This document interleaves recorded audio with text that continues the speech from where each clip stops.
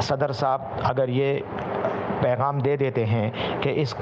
Act کو، اس بل کو واپس کیا جائے، تو اس کو پھر واپس ہونا چاہیے، اس کو دوبارہ سے وزارت پارلیمانی امور کو جانا چاہیے، اور پھر وزارت پارلیمانی امور اس کو متعلقہ فورم پہ بھیج دیتی ہے، چاہے وہ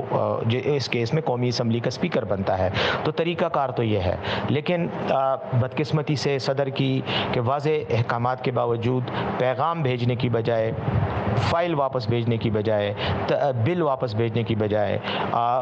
اس کو منظوری کا تاثر دیتے ہوئے واپس بھیجا گیا، اور دیگر اداروں نے بغیر تصدیق کیے، وائلیشن کرتے ہوئے اس کا گزٹ نوٹیفیکیشن بھی کر کے اس کو قانون کی شکل دے دی۔ جس طریقے سے یہ سارا پروسیس ہوا، جس انداز میں ہوا، اور اس کے بعد جس تیزی سے اور سرعت کے ساتھ یہ قانون، یہ بل جو ہے یہ قانون بنتا ہے، اس کے بعد اس پر جتنی تیزی سے عمل درآمد ہوتا ہے کہ ایک دن میں عدالت بھی بن جاتی ہے۔ شاہ محمود قریشی صاحب اسی دن گرفتار ہوتے ہیں جس دن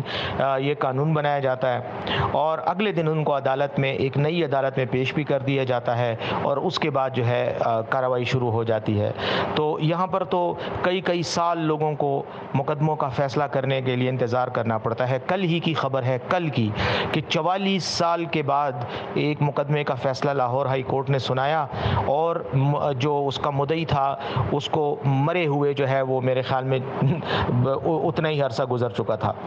تو یہاں پر تو عام حالات میں عام لوگوں کے لیے، میرے اور آپ کے لیے تو قانون کا استعمال 44 سال کے بعد ہوتا ہے، لیکن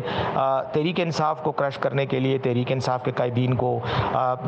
سلاخوں کے پیچھے